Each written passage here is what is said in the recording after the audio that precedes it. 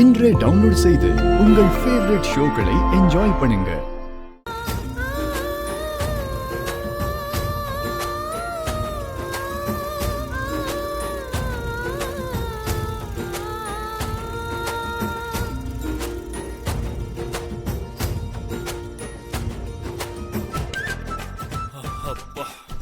என்னங்க அவ்வளவுதானா?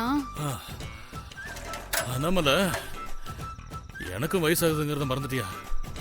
என்னங்க சொல்றீங்க? என்ன, நான் என்ன இன்னும் சின்ன பையனா? அதுவும் இல்லாம நீ வேற ரொம்ப வெயிட் போட்டுட்ட. இதுக்கு மேல என்னால முடியாதுமா. எப்படி மூச்சு வாங்குது பாத்தியா?